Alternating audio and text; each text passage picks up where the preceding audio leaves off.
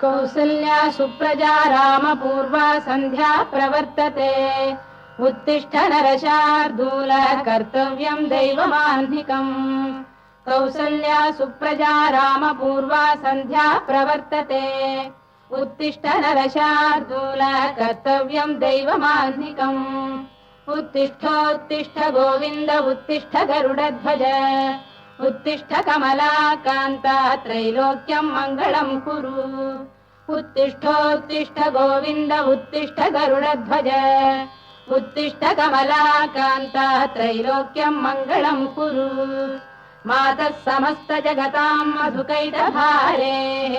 वक्षो विहारिणि मनोहर दिव्यमूर्ते श्रीस्वामिनि श्रुत जनप्रियदानशीले श्रीवेङ्कटेश दयिते तव सुप्रभातम् मातः समस्त जगताम् मधुकैटभारे वक्षो विहारिणि मनोहर दिव्यमूर्ते श्रीस्वामिनि श्रुत जनप्रियदानशीले श्रीवेङ्कटेश दयिते तव सुप्रभातम् तव सुप्रभातमरविन्दलोचने भवतु प्रसन्नमुखचन्द्रमण्डले विधिशङ्करेन्द्रवनिताभिरर्चिते वृषशैलनाथ दयिते दयानिधे अत्र्यादिसप्तऋषयः समुपास्य सन्ध्याम्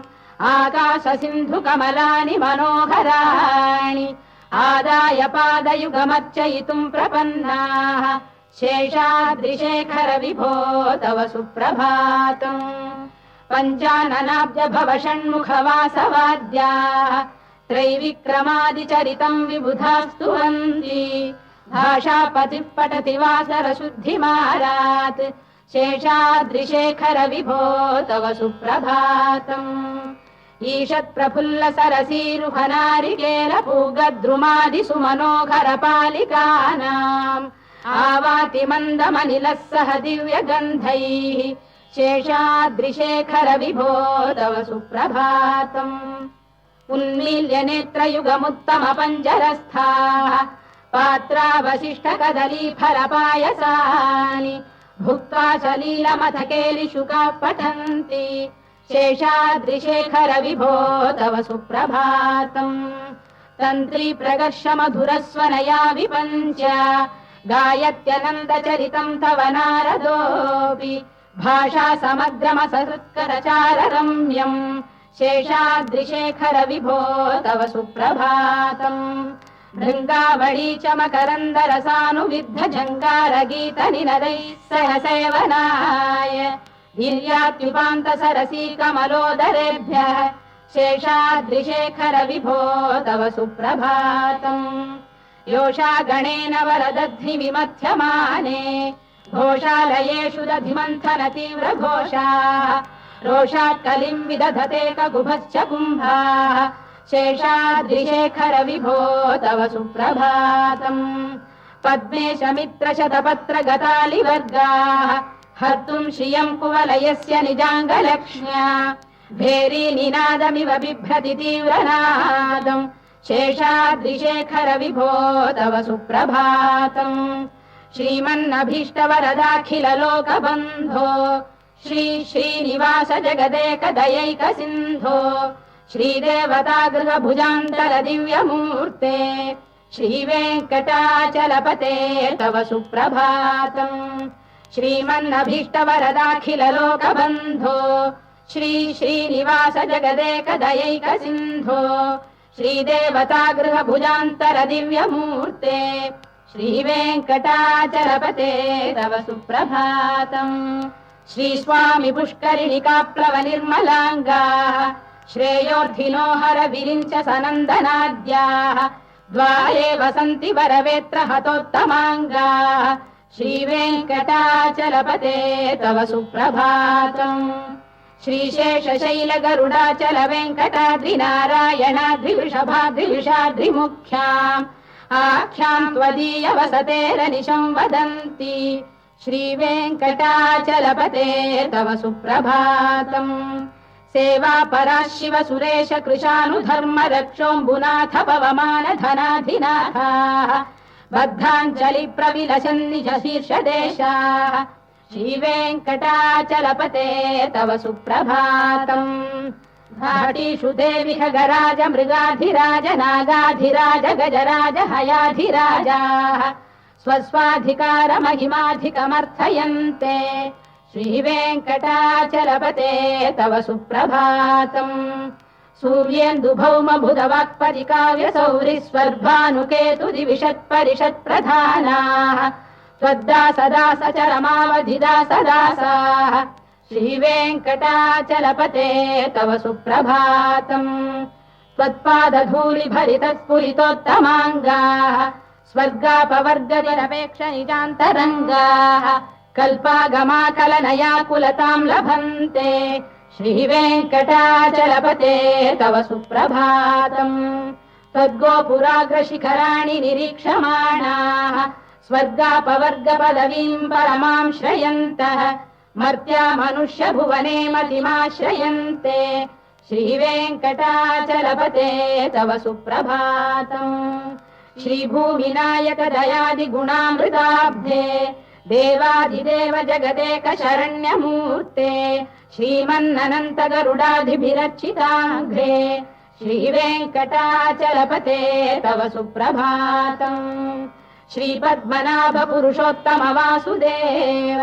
वैकुण्ठ माधव जनार्दन चक्रपाणे श्रीवत्स चिह्न शरणागत पारिजात श्रीवेङ्कटाचलपते तव सुप्रभातम् कन्दर्पदर्पहर सुन्दर दिव्यमूर्ते कान्ताकुजाम्बुरुह कुड्मललोल दृष्टे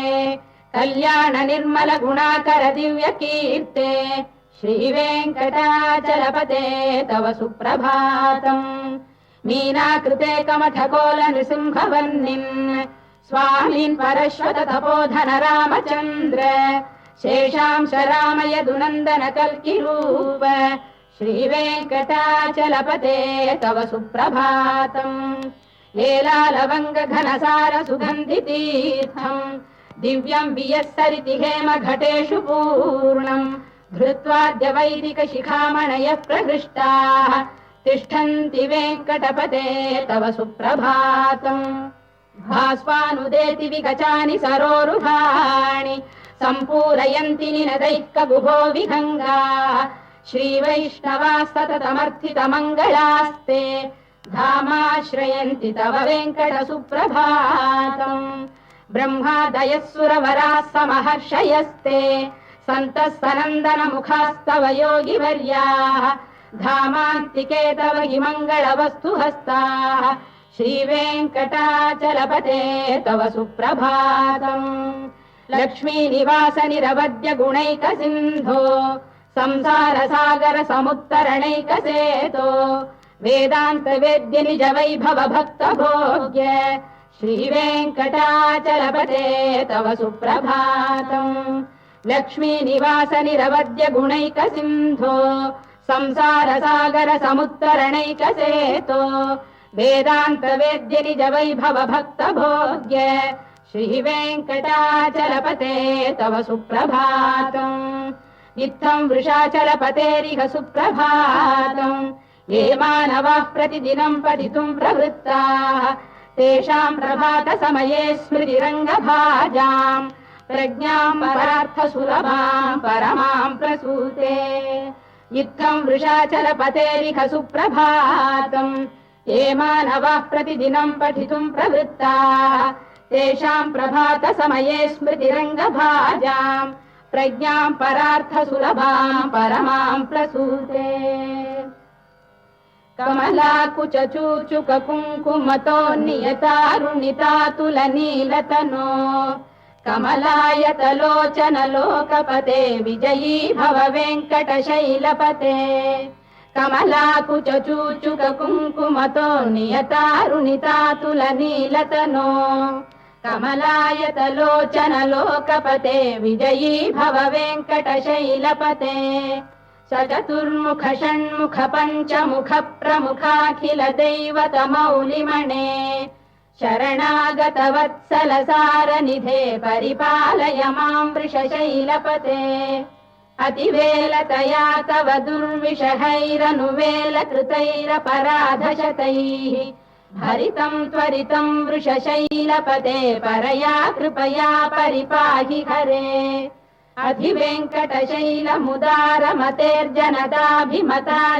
अधिवेङ्कटशैलमुदारमतेर्जनताभिमताधिकदानरतात् परदेवतया गदितान्निगमै कमलादयितान्न परम् कलये कलवेणुरवावशगोपवधू शरकोटिवृता स्मरकोटिसमात् प्रतिवल्लविकाभिमतात् सुखदात् वसुदेवसुतान्न परम् कलये अभिराम गुणाकरदाशरथे जगदेकधनुर्धर धीरमते रघुनायक राम रमेश विभो वरदो भवदेव दया जलधे अवनीतनया कमनीयकरम् रजनीकर चारुमुखाम्बुरुहम् रजनीचर राजतमो मिहिरम् महनीयमहम् रघुराममये सुमुखम् सुहृदम् सुलभम् सुखदम् स्वनुजम् च सुखायममोघशरम् अपहाय रघुद्वहमन्यमहम् न कथञ्चन कञ्चन जातु भजे विना वेङ्कटेशम् न नाथो न नाथः सदा वेङ्कटेशम् स्मरामि स्मरामि हरे वेङ्कटेश प्रसीद प्रसीद प्रियम् वेङ्कटेश प्रयच्छ प्रयच्छ विना वेङ्कटेशम् न नाथो न नाथः सदा वेङ्कटेशम् स्मरामि स्मरामि हरे वेङ्कटेश प्रसीद प्रसीद प्रियम् वेङ्कटेश प्रयच्छ प्रयच्छ अहम् दूरतस्ते पदाम्भोजयुग्म प्रणामेच्छयागत्य सेवाम् करोमि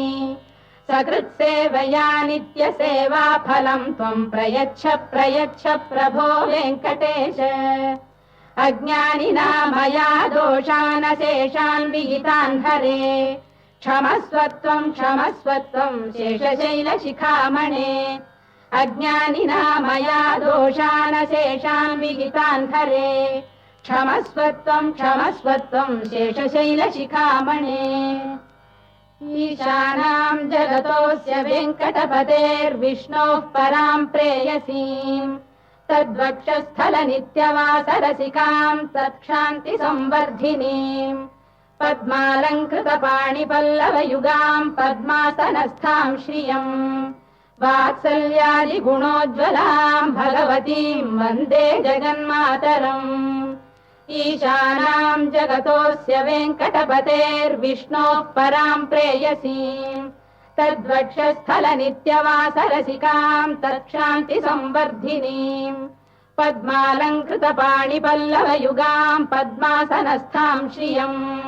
वात्सल्यादिगुणोज्ज्वलाम् भगवतीम् वन्दे जगन्मातरम् श्रीमन्कृपाजलनिधे कृत सर्वलोक सर्वज्ञ शक्तनत वत्सल सर्वशेषिन् स्वामिन् सुशील सुलभाश्रित पारिजात श्रीवेङ्कटेश चरणौ शरणम् प्रपद्ये श्रीमन्कृपाजलनिधे कृत सर्वलोक सर्वज्ञ शक्तनत वत्सल सर्वशेषिन् स्वामिन् सुशील सुलभाश्रित पारिजात श्रीवेङ्कटेश चरणौ शरणम् प्रपद्ये आनूपुरार्पित सुजात सुगन्धि पुष्प सौरभ्य सौरभकरौ समशन्निवेशौ सौम्यौ सदानुभवनेऽपि नवानुभाव्यौ श्रीवेङ्कटेश चरणौ शरणम् प्रपद्ये सद्यो विकासि समुदित्वर सान्द्र राग सौरभ्य निर्भर सरोरुह साम्यवार्ताम् सम्यक् साहस पदेषु विलेखयन्तौ श्रीवेङ्कटेश चरणौ शरणम् प्रपद्ये रेखामयध्वज सुधाकलशातपद्रवज्राम्बुशाम्बुरुह कल्पक शङ्ख चक्रैः भव्यैरलङ्कृततलौ परतत्त्वचिह्नैः श्रीवेङ्कटेश चरणौ शरणम् प्रपद्ये ताम्रोदरद्युतिपराजित पद्मरागौ बाह्यै महोभिरभिभूत महेन्द्रनीलौ उद्यन्नखांशुभिरुदस्त शशाङ्कभासौ श्रीवेङ्कटेश चरणौ शरणम् प्रपद्ये सप्रेम भीति कमलाकर पल्लवाभ्याम् संवाहनेऽपि सपदिक्रममादधानौ कान्थाववाङ्मनसगोचरसौ कुमार्यौ श्रीवेङ्कटेशचरणौ शरणम् प्रपद्ये लक्ष्मीमहीतदनुरूप निजानुभावनीलादिदिव्यमहिषीकरपल्लवानाम् आरुण्यसङ्क्रमणतः किल सान्द्ररागौ श्रीवेङ्कटेशचरणौ शरणम् प्रपद्ये निद्यानमद्भिः शिवादिकिरीटकोटिप्रत्युक्तदीप्तनवरत्नमः प्ररोहैः नीराजनाविधिमुदारमुपादधानौ श्रीवेङ्कटेशचरणौ शरणम् प्रपद्ये विष्णौ पदे परम इत्युदितप्रशंसौ यौ मद्धौ उत्स इति भोग्यतयाप्युपातौ भूयस्ततेति तव पाणितलप्रतिष्ठौ श्रीवेङ्कटेशचरणौ शरणम् प्रपद्ये पार्थाय तत्सदृशसारथिना त्वयैव यौ दर्शितौ स्वचरणौ शरणम् व्रजेति भूयोऽपि मह्यमिहतौ करदर्शितौ ते श्रीवेङ्कटेशचरणौ शरणम् प्रपद्ये मन्मूर्धिकालियपणे विकटाटवीषु श्रीवेङ्कटाद्रिशिखरे शिरसि श्रुतीनाम् चित्तेऽप्यनन्यमनसाम् सममाहितौ ते श्रीवेङ्कटेशचरणौ शरणम् प्रपद्ये अम्लानघृष्यदवनीतलकीर्णपुष्पौ श्रीवेङ्कटाद्रिशिखराभरणायमानौ आनन्दिताखिलमनोनयनौ तवैतौ श्रीवेङ्कटेशचरणौ शरणम् प्रपद्ये प्रायः प्रपन्नजनता प्रथमावगाह्यौ मातुस्तनाविव शिशोरमृतायमानौ प्राप्तौ परस्परतुलामतुलान्तरौ ते श्रीवेङ्कटेशचरणौ शरणम् प्रपद्ये सत्त्वोत्तरैः सततसेव्यपदाम्बुजेन संसारतारकदयार्द्रदृगञ्चलेन सौम्योपयन्तृमुनिना मम दर्शितौ ते श्रीवेङ्कटेशचरणौ शरणम् प्रपद्ये सत्त्वोत्तरैः सततसेव्यपदाम्बुजेन संसारतारकदयार्द्रदृगञ्चलेन सौम्योपयन्तृमुनिना मम दर्शितौ ते श्रीवेङ्कटेशचरणौ शरणम् प्रपद्ये श्रीशश्रिया घटिकया त्वदुपाय भावे प्राप्ये त्वयि स्वयमुपेय दया स्फुरन्त्या नित्याश्रिताय निरवद्य गुणाय तुभ्यम् स्याम् किङ्करो वृषगिरीश न जातु मह्यम् श्रीशश्रिया घटिकया त्वदुपाय भावे प्राप्ये त्वयि स्वयमुपेय दया स्फुरन्त्या नित्याश्रिताय निरवद्य गुणाय तुभ्यम् स्याम् किङ्करो वृषगिरीश न जातु मह्यम् श्रियकान्ताय कल्याणनिधये निधयेऽर्थिनाम् श्रीवेङ्कटनिवासाय श्रीनिवासाय मङ्गलम् श्रियकान्ताय कल्याणनिधये निधयेऽर्थिनाम् श्रीवेङ्कटनिवासाय श्रीनिवासाय मङ्गलम् लक्ष्मी सविभ्रमालोकसुभ्रू विभ्रमचक्षुषे चक्षुषे सर्वलोकानाम् वेङ्कटेशाय मङ्गलम् श्रीवेङ्कटाद्रिशृङ्गाग्रमङ्गलाभरणाङ्ग्रये मङ्गलानाम् निवासाय श्रीनिवासाय मङ्गलम् सर्वावयव सौन्दर्य सम्पदा सर्वचेतसाम् सदा सम्मोहनायास्तु वेङ्कटेशाय मङ्गलम् नित्याय निरवध्याय सत्यानन्दचिदात्मने सर्वान्तरात्मने श्रीमद्वेङ्कटेशाय मङ्गलम् स्वतः सर्वविदे सर्वशक्तये सर्वशेषिणे सुलभाय सुशीलाय वेङ्कटेशाय मङ्गलम् परस्मै ब्रह्मणे पूर्णकामाय परमात्मने प्रयुञ्जे परतत्त्वाय वेङ्कटेशाय मङ्गलम् आकालतत्त्वमश्रान्तमात्मनामनुपश्यताम् अतृप्त्यमृतरूपाय वेङ्कटेशाय मङ्गलम् प्रायः स्वचरणौ पुंसाम् शरण्यत्वेन पाणिना कृपयाधिशते श्रीमद्वेङ्कटेशाय मङ्गलम् दयामृततरङ्गिण्यास्तरङ्गैरिव शीतलैः अभाङ्गैः सिञ्चते विश्वम् वेङ्कटेशाय मङ्गलम् श्रद्भूषाम्बरहेतीनाम् सुषमावकमूर्तये सर्वार्तिशमनायास्तु वेङ्कटेशाय मङ्गलम् श्रीवैकुण्ठविरक्ताय स्वामि पुष्करिणीतटे रमया रममाणाय वेङ्कटेशाय मङ्गलम् श्रीवैकुण्ठविरक्ताय स्वामि पुष्करिणीतटे रमया रममाणाय वेङ्कटेशाय मङ्गलम् श्रीमत्सुन्दरजामातृमुनिमानसवासिने सर्वलोकनिवासाय श्रीनिवासाय मङ्गलम् मङ्गलाशासनपरैर्मदाचार्य पुरोगमैः सर्वैश्च पूर्वैराचार्यैः सत्कृतायास्तु मङ्गलम्।